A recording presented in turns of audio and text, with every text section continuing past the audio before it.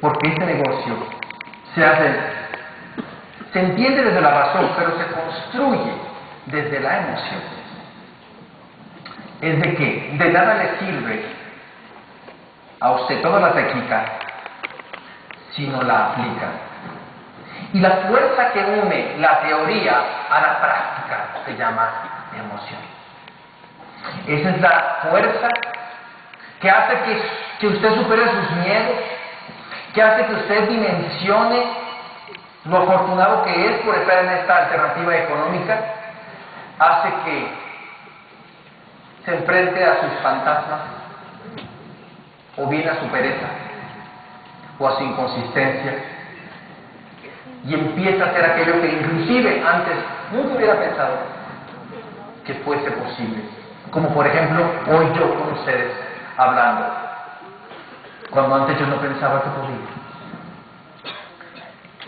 Pero lo que llevó a Mario Rodríguez, aquel muchacho sumamente inseguro, a los resultados que hoy tiene, en sí yo creo que mi historia se parece a la de muchos, y eso tal vez a muchos de ustedes les dé un toque o una puerta de esperanza, tal vez se identifique, o tal vez no se identifique, ya llegará alguien más con una historia que tal vez se inspire. Mi intención básicamente es decirle, si yo puedo, usted puede. Así como yo era y como soy, como yo comentaba en la primera parte del liderazgo, mi dentista me dice que muchas personas quieren una dentadura perfecta, tipo Hollywood, pero él me dice que la perfecta imperfección es precisamente una dentadura normal, humana, y no es perfecta. Es perfecta para comer, pero estéticamente no es perfecta. Por lo tanto, perdón por el sonido, por lo tanto, desde mi imperfección, quiero yo decirle a usted que este negocio es perfectamente posible y que el potencial lo tiene usted también. Soy el más pequeño de una familia de 3, producto de esa sacada a bailar. Fui un niño feliz. Mis hermanas estaban ya adolescentes cuando yo nací. En mi casa había una chica que estaba de novia, otra haciendo tareas de la escuela y pañales, porque me llevan 9 años de diferencia. Mis padres ya eran grandes. Mi madre me tuvo más o menos 41 años de edad. Creo que fui a no era esperado, seguramente, ¿verdad? Pero, pues dicen que fui la bendición, ¿no? Últimamente. Al final, ¿no? Entonces, yo creo que el señor Rodríguez, pues, no sé, dijo, oye, todavía esto funciona, qué bien, ¿no? Mi padre de más de 50 años, entonces, en cierta forma, pues, lo que para muchos pudieran ser mi padre, pues casi un abuelo, pues fueron los que me criaron, y realmente tengo no muchas, fue un niño un poquito solitario, pues porque generacionalmente no tenía así como mucha gente de mi edad, y fui siempre muy soñado, ¿no? Siempre creo que fui un buen niño, realmente no muy tremendo, normal, y bueno, cuando yo tenía cierto nivel de conciencia en la adolescencia, mis padres tuvieron unas diferencias personales, y a la vez mi padre tuvo sus negocios y los perdió. Entonces fue un doble choque, un choque emocional y el choque económico. Entonces yo empecé a darme cuenta, ¿sí?, a través de la escuela de la vida, que las cosas no eran tan sencillas. Y alrededor de los 14, 15 años empezamos a trabajar y estudiar, cosa que muchos han hecho. No quiero decirles que lo mío es más meritorio, no, sencillamente les estoy contando mi historia. Y bueno, trabajé como mensajero en una agencia de publicidad, y ahí me enamoré de la publicidad, de la comunicación, de la tinta, del video, en sí, en esas presentaciones que hago, pues intento proyectar esa parte que todavía tengo de la publicidad y de intentar estimular de una mejor forma, dar un mejor servicio a todos ustedes. Y bueno, pues conocí la publicidad, yo verdaderamente me enamoré de ello y después estudié una carrera, becado, en la preparatoria o en bachiller, y en la carrera estuve becado, terminé ambas, y empecé a trabajar y empecé a darme cuenta de una cosa. Esto es, que una cosa es que yo hacía lo que amaba, pero no me gustaba el resultado. Levante la mano, bien levantada. ¿Quién ama su trabajo? Gracias. Manténganla levantada, perdón. Quien ame los resultados económicos de su trabajo. Muchas felicidades. Si se dan cuenta, muy pocas manos se quedan levantadas.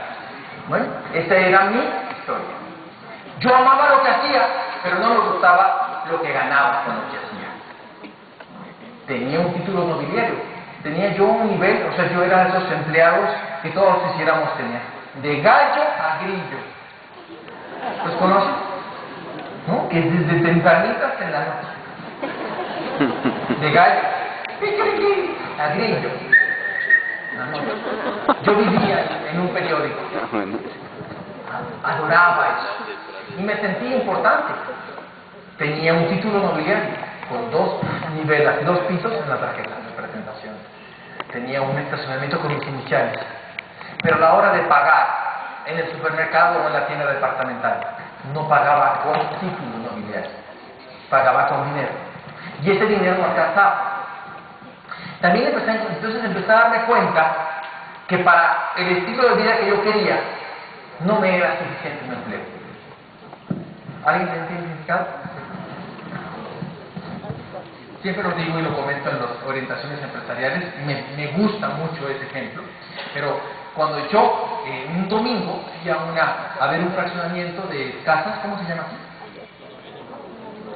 Conjunto habitacional, y hay unas casas modelo, unas casas, ¿verdad? Que son así como que para que se te antoje comprar. Entonces yo fui, me gustó mucho, y cuando fui y pido información, me dicen el precio, ¿no?, de lo que yo tengo que pagar, lo que tengo que pedir prestado, y entonces yo lo comparé con lo que me sobraba en mi sueldo y requería 3.8 reencarnaciones para pagar. ¿De acuerdo? Entonces, o sea, tenía yo que vivir una vida, morirme, vivir otra vida, morirme, vivir otra vida, morirme, y casi otra vida, y entonces tener mi casa. En México, entre 30 y 40 años duran los bancos te prestan para pagarte, para que tú compres una casa. ¿Aquí cuántos son? 30. Bueno, en México son 15 o 30. De los dos. 15. ¿Por qué crees que no es 40? Porque a ver, 35 años una pareja se casa, 35, 40 años, ¿no se acuerdan? Si empiezan los 40, ¿a qué edad lo va a terminar de pagar? A los 70 años, ¿no? Hablando de 30 años. Entonces yo me imagino la escena del viejito, ¿no?, viniendo del banco con el pagaré, ¿entiendes? ¿Sí? Con el balcón así.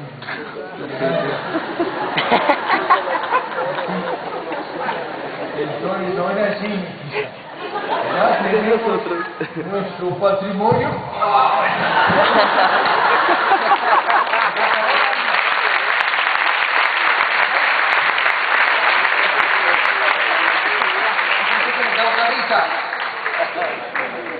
Pero, ¿ya sacó su cuenta? Con todo respeto. Y entonces, yo me di cuenta que mi vida ya no era ahí, era O. Todo era la letra que pegaba todos los deseos de mi vida, era el O. ¿No? O la casa, o el carro. ¿No? O el auto, o las vacaciones. ¿Conocen gente así? O la bolsa, o el vestido, ¿no? O la colegiatura, o los dientes nuevos. ¿Por qué no ir? Y el viaje, y la casa, y el carro, y la colegiatura, y los médicos. Porque la esencia de la lechuga, la esencia, perdón, del empleo, es que es limitada a su esfuerzo personal. Lo que hace que este negocio sea poderoso es precisamente su capacidad de multiplicarse por el alrededor. Vea la cantidad de sueños, pero también la cantidad de jabón, pasta de dientes, de productos que se mueven. Date cuenta. Y eso que no son todos. Hay mucha más gente que la que vive. Y en todo Colombia y en algunos otros países. Pero no puede ser algo, vaya, aunque son inevitables, pero definitivamente se requiere trabajo. Y estaba yo en ese nivel de conciencia. O sea, lo primero que uno tiene que aceptar cuando uno inicia este negocio es que necesita otra opción. Si uno no lo acepta, es muy difícil. Es como que, toma, ¿no quieres unas aspirinas? No me duele la cabeza. Y yo te estoy viendo la cabeza roja. No quieres aspirina, no me duele la cabeza. No la basta más. Entonces, pues no le ofrezca alimento al saciado. No le ofrezca amor al enamorado. Ofrezca usted una opción a quien está buscando. Buscar a quien busca es la idea. Y entonces fue cuando yo empecé a buscar. Yo recuerdo cuando era pequeño, y entonces mis primeras imágenes de ser empresario vinieron de unos tíos míos que tenían una empresa. Y yo me di cuenta que quien vivía mejor era mi tío que mi papá y mi familia. ¿Por qué? Porque tenía una empresa. Y desde niño me di cuenta de ello. Me di cuenta que cuando yo iba a su casa, sí, la casa era muy diferente, comían diferente, tenían lujos y cosas maravillosas. Sobre todo, ¿sabes en qué lo recuerdo más? ¿Sabes en qué recuerdo más la diferencia? No en la alberca que tenía, en la piscina, perdón, que tenía, no en la servidumbre solamente. ¿Sabes en qué? En el refrigerador. Que parece tal vez muy sencillo, pero recuerdo que tenían un refrigerador de esos de 2 puertas, que en aquel tiempo era wow, y tenían un refrigerador repleto de postres. Imagínate un niño de 8 años. Recuerdo, tenían la puerta del postre que era de cristal. Era como para que sufrieras más. Y entonces, recuerdo que cuando cerraban la puerta, había estas gelatinas de anuncio publicitario que son así, ¿lo has visto? Así redonditas. Y cuando cerraban la puerta, las gelatinas no tenían. Yo lo tengo en la memoria. Y dije, qué chévere este postre. Qué chévere comer todo el helado que uno quiere. Yo por ese momento estaba por el helado de chocolate, como que me quiero vengar de mi casa. Y entonces yo veía eso, porque en mi casa eso lo comía en mi cumpleaños. Pero era mi realidad. Entonces yo me di cuenta de lo que era tener y lo que era no tener. Buscaba una opción. Me di cuenta que a través del empleo, por lo menos mi empleo, por lo menos en mi realidad, no era una opción. Por lo menos para el estilo de vida que yo quería. Yo quería un estilo de vida que tal vez, no creo que sea pecado querer tener una casa decorosa. No creo que esté mal querer ayudar a tus padres. No creo que sea pecaminoso tener ahorros, un auto decente, ahorros. Esperar que tus padres, tus hijos y tú vayan a hospitales particulares, no a de gobierno. Eso es lo que yo esperaba. No tener el estrés de las deudas, manejar el tiempo. Pero en el empleo me di cuenta que eso no era posible. Inclusive empecé a tener dolores articulatorios a través o a raíz del estrés. principios de fibromialgia, algo así, no sé. Pues yo iba con el doctor y me decía, me duele aquí, me duele aquí, es estrés. No, es estrés. Entonces me di cuenta que estaba dando mi vida a una empresa por una lechera. Y luego me di cuenta, tal vez no sea en tu caso, tal vez no sea en tu realidad, pero me di cuenta que cuando tenías arriba de 45 a 50 años, en la empresa en la cual trabajaba, empezaban a hacerte la vida difícil para que renunciaras. Y entonces, tomando la analogía, y lo digo con muchísimo respeto, ¿sí? Solamente es una analogía, si no se aplica a tu realidad, no estoy hablando de ti. En mi estado es ganadero, y allá hay una industria lechera. Yo me doy cuenta que las vacas, cuando ya no son productivas, ¿qué hacen con ellas? Las sacrifican. Y entonces yo veía eso, que sacrificaban a las personas más grandes y contrataban más a vacas, a jóvenes, más impetuosos y llenos de leche. Y entonces, pues ellos empezaban a dar su leche. ¿No? La alfalfa, perdón, suelo por un lado y salía leche por otro. Y así. Hasta que yo empecé a verme y me di cuenta que era una vaca. Que daba bien leche, pero que eventualmente algún día no daría leche, como antes. Y me di cuenta que este ganadero no cuidaba a sus vacas más productivas. Entonces, hay un dicho que si ves las barbas de tu vecino cortar, con las tuyas a remojar. Y entonces yo me di cuenta de eso y dije, yo necesito buscar algo más. Para llegar a esta conclusión, créeme que pasó mucho tiempo, porque no es agradable. Y entonces yo estaba buscando una opción. De pronto una amiga mía estaba evaluando el proyecto y en una plática salió que ella iba a ir a una convención de negocio. Yo le pregunté dónde iba a ir de vacaciones y ella me dijo que no iba a salir porque iba a ir a una convención. ¿De qué? Y me dijo ella, de un negocio propio. Y yo me acordé de mi tío y las gelatinas que se me dio. Entonces dije yo, oye, yo quiero algo, pero porque aquí estoy preso. Y entonces le dije yo, ¿de qué se trata? Y entonces ella me dijo, no te puedo decir, déjame ir a la convención y de eso no te digo. Pues estuve detrás de ella semanas para que me invitara. Detrás de ella para que me invitara. Me invitó. Estuve días detrás de ella para que me inscribiera. Yo digo, ya no hacen a los dames como antes.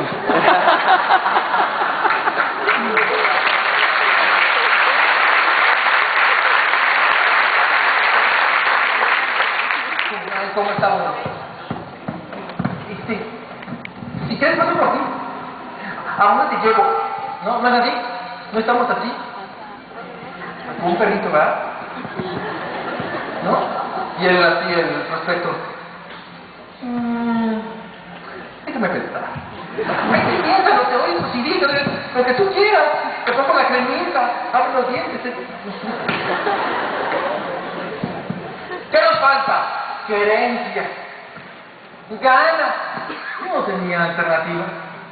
Yo a mí me quedaba muy claro que yo no tenía alternativa, ni un padre rico, ni una herencia. Había hecho lo que me habían dicho, había estudiado, tenía una especialidad, trabajaba en una empresa respetable y no tenía lo que quería. Y en la proyección a futuro, a las vacas las mataban. Y yo, busca tu propio establo, ¿no? Y entonces yo empecé a buscarme por mi lado y empecé con esa inocencia que uno se cree cuando tiene 20 y tantos años. Verdaderamente yo no cuestioné nada y mi principal ventaja fue mi inseguridad. Esa fue mi ventaja competitiva, mi inseguridad, porque como yo me sentía muy inseguro de hacerla en este negocio, y me dijeron, el sistema de entrenamiento te va a dar la información, la inspiración y la habilidad para que tú hagas una red grande. Entonces yo me apegué al sistema de entrenamiento. Yo soy un producto del sistema. Yo soy un producto de muchísimos errores y de muchísimo aprendizaje. Dentro de mi cabeza hay un saco de libros, un saco de audios y cassettes en su lugar, en su tiempo, y de muchísimas horas de entrenamiento. Eso lo hace especial. Y entonces fue que empezó eso, empezamos a crecer. Por lo tanto, a ti tú que me escuchas y que tal vez no te sientes con el potencial o la capacidad de llegar a los niveles más altos, o no te ves tú hablando en una tarima, yo te digo que tengas paciencia y que no veas las cosas como son, sino como pueden ser. Te lo dice alguien que viene de tu realidad. Pero mi clave fue precisamente la disciplina. Esa palabra que parece hasta mala palabra en nuestra cultura latinoamericana, donde se confunde la disciplina con el fanatismo. En una ocasión, una compañera, teníamos un evento y había uno de mis principales cantautores, más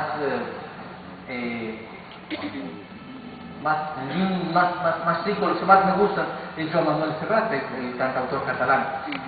¿Por qué? Porque yo cuando tenía 8 años, un novio de mi hermana mayor me daba clases de guitarra y me enseñó, y ahí descubrí a Serrat. Entonces como que era muy especial para mí, la poesía y tal, y entonces él iba a ir a Hermosillo. O sea, Hermosillo es una ciudad muy pequeña y es muy difícil que vaya una persona de esa categoría. Y entonces yo tenía una orientación esa noche y tenía el concierto de Joan Manuel Serrat. Si tú fueras yo, ¿qué hubieras hecho? Perdón, se me olvidó comentarte que estaba en calificación esmeralda. ¿Qué hubieras hecho?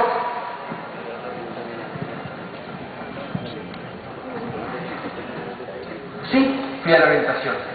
Cuando yo fui a la orientación, entonces le digo a una compañera de trabajo, una compañera, de negocio, y le explico y le digo que he decidido ir a la orientación en vez de al concierto de mi ídolo musical. Y ella me dijo, qué fanático eres. O sea, es un día. Y le dije yo, sí, pero si voy, pierdo mi derecho a decirle a la gente que sea disciplinada. Y entonces fue para mí muy difícil esa noche. Yo me acuerdo que yo estaba en esa orientación y estaba hablando del orador, pero yo estaba pensando en Penélope, ¿no? Estaba pensando en todas las cosas de Joan Manuel Serrat. Doloroso, sí, pero valía la pena. Había que ser congruente. Pero me estoy adelantando un poco a la historia. Ahorita vuelvo a ella. El punto es que cuando yo entré al negocio, tomé el sistema y la disciplina en el hacer. Ojo, no confundamos este tipo de actividades con hacer el negocio. Se construye allá afuera, pero se capacita uno aquí. Se aplica allá afuera, pero el conocimiento se adquiere aquí. Y entonces fue cuando empecemos a aplicar las cosas. Si tú miras mi agenda, en aquel tiempo teníamos un patrón del éxito que era como un librito pequeño, tú verías mi agenda llena de planes. Es la única diferencia entre yo y los demás que no perseveraron. Y entonces fue que pues empezamos a trabajar, empezamos a encontrar a la gente que quería hacerlo. Y me tocó a mí entrar en un boom en el negocio, en el mercado. Entraba la gente muy fácil, entre comillas. Entraba porque se quería hacer rica fácilmente. Y fue cuando empecé a encontrar mucho de inconsciencia. O sea, la gente quería atajos, quería hacerse rica fácilmente, pero yo me daba cuenta que no era tan fácil en el sentido de que se hiciera uno rico. O sea, era como que un concepto como que estaba en el ambiente. Pero en el tiempo empezamos a profesionalizarlo. Me tocó a mí estar casi en nivel de Esmeralda en el 94, se habló ya hace muchos años, ¿sí? Veintitantos años en el 94, 95, y sobrevino la peor crisis de la historia del siglo XX.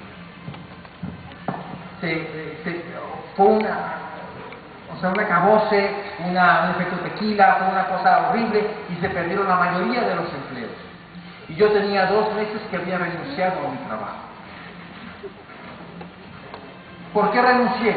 Porque yo tenía ya Rubí, tenía la lateralidad, yo iba ya tenía ya casi mis 3 organizaciones hechas para Esmeralda, y entonces yo estaba pues yo dije, yo ya la hice, yo ya voy a tener mi ingreso, y entonces yo renuncié para dedicarme a ello en completo. Yo te quiero decir, como aprendizaje, que antes de tomar una decisión de ese nivel, consultes con tu línea de auspicio.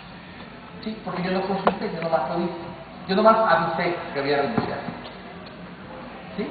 Avisé, ya que avisé, pues ya que podían hacer, ya había renunciado.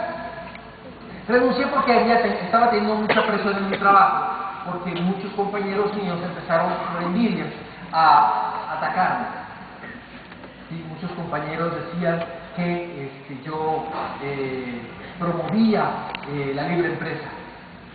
Inclusive algunos de mis queridísimos amigos y compañeros de trabajo fueron a una orientación empresarial disfrazados de prospectos para verme hablar en el escenario, me grababan, también llevaban audios a mis jefes para que escucharan lo que yo estaba escuchando, donde en los oratorios decíamos que se despedía unos jefes.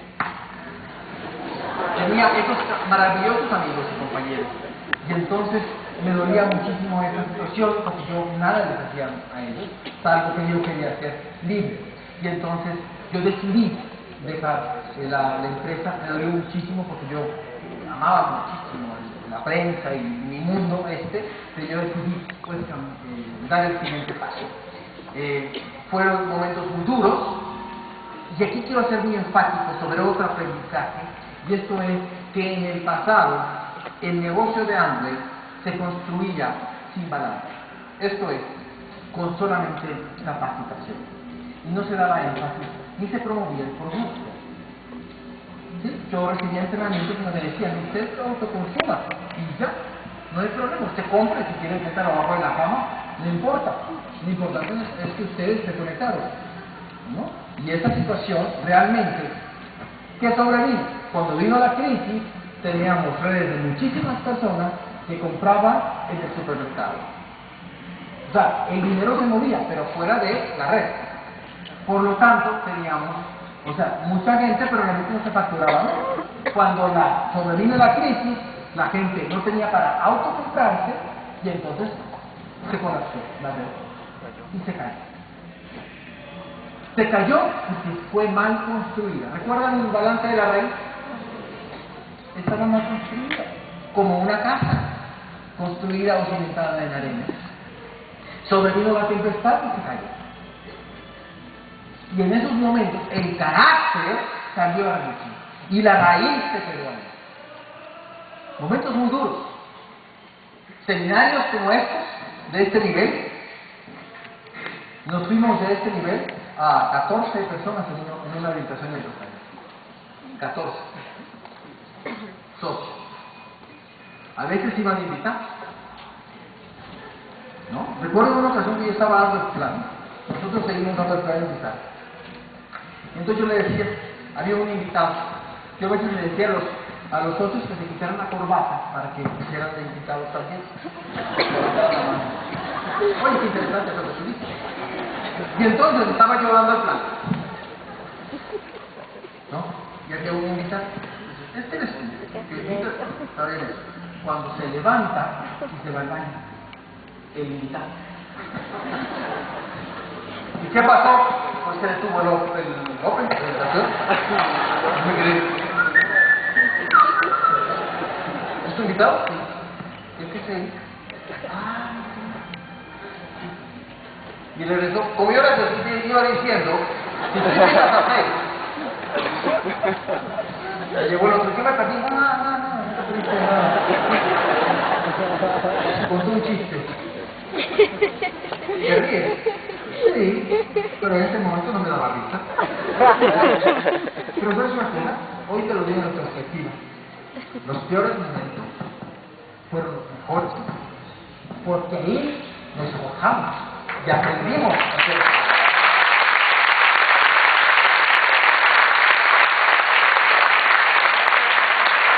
Cuando te dice el entrenador en el gimnasio cuando vas la primera vez, le voy a poner una rutina y seguramente mañana va o pasado amanecerá dolorido.